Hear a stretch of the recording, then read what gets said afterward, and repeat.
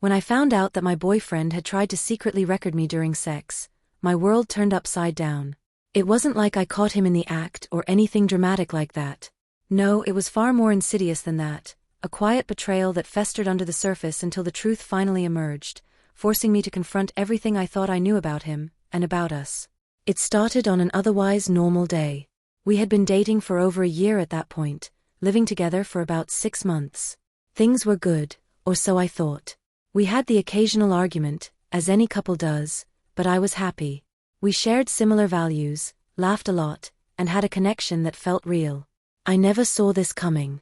One afternoon, I noticed his phone lying on the nightstand, screen up, when I went into our bedroom to grab my book.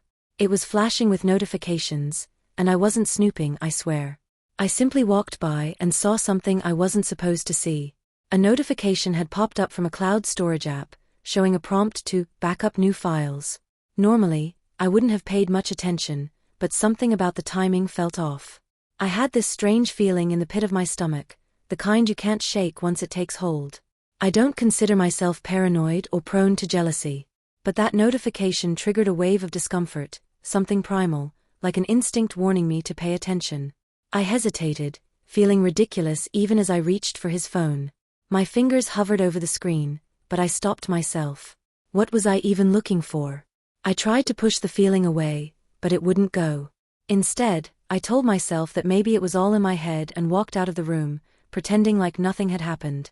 Later that night, we were lying in bed together, and the feeling crept back. He was lying next to me, scrolling through his phone, while I tried to focus on the book in my hands. But my mind was racing. I replayed moments in my head, intimate moments, private moments, wondering why that stupid notification had felt so ominous. Eventually, I couldn't take it anymore.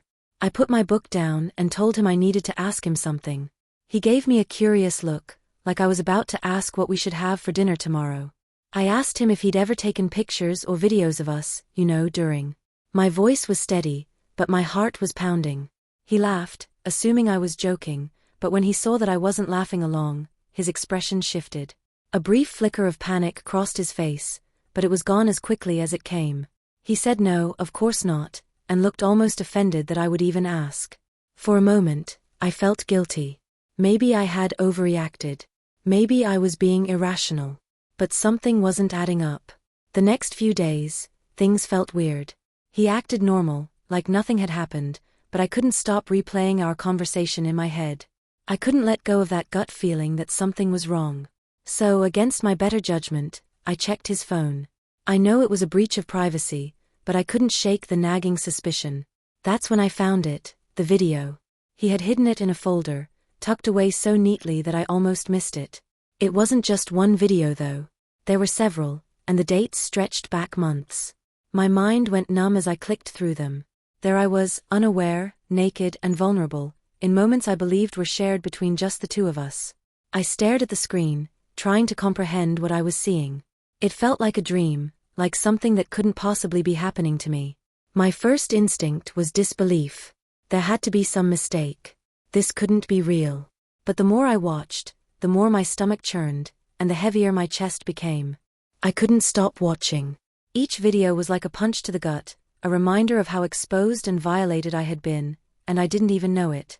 My hands were shaking as I realized that he had planned this, that he had been setting up his phone, recording me without my consent, without my knowledge. It was the ultimate betrayal of trust.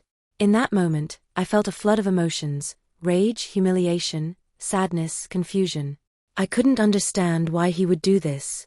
How could someone who claimed to love me, who I thought I knew inside and out, reduce me to nothing more than an object?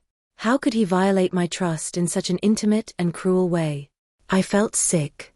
When I confronted him, it wasn't dramatic or loud like I always imagined such confrontations would be. It was quiet, cold, even. I didn't have the energy to yell or scream. My words came out like ice, and I simply asked him why. His face drained of color when I showed him the videos, and for the first time, I saw genuine fear in his eyes. He tried to explain, to rationalize, but nothing he said mattered. The damage was already done. He told me that it wasn't what it looked like, that he wasn't sharing the videos with anyone, that it was just something he did for himself. As if that made it any better. I don't know what he expected me to say. I think, deep down, he knew there was no coming back from this. Maybe he thought an apology would fix things, or that I could somehow forgive him, but there was no way I could. Every time I looked at him after that, all I could see was the betrayal. I didn't cry at first. I think I was too numb to cry. I felt detached, like I was watching all of this happen to someone else, like it wasn't really my life falling apart. It wasn't until I was packing my things to leave that the tears finally came. I cried for everything I had lost, for the trust, the love, the relationship I thought I had. I cried for the intimacy that had been stolen from me, and for the naive version of myself who believed she was safe with him. I packed quickly, trying to avoid his attempts to apologize, to explain. He begged me to stay, promised it would never happen again, but there was no going back. I knew that even if he never recorded me again, I would never feel safe with him. I would always wonder if there was another phone, another camera hidden somewhere. The trust was shattered, irreparable. As I left, I realized that this was more than just a breakup. It was a fundamental violation of my autonomy, my privacy, my body. He had taken something from me without my permission, something that I could never get back. I felt stripped of my dignity, like I had been reduced to nothing more than a secret object of his desire. In the weeks that followed, I tried to move on. I blocked his number, deleted his social media, and threw away everything that reminded me of him. But the sense of violation lingered, a dark cloud that followed me everywhere. I found myself questioning my own instincts, wondering if I could ever trust someone again. Healing has been slow. I'm learning to forgive myself for not seeing the signs, for not trusting my gut sooner. And while the scars of this betrayal may never fully heal, I'm determined not to let it define me. I won't be reduced to a victim. I won't let his actions shape the way I see myself or my future relationships.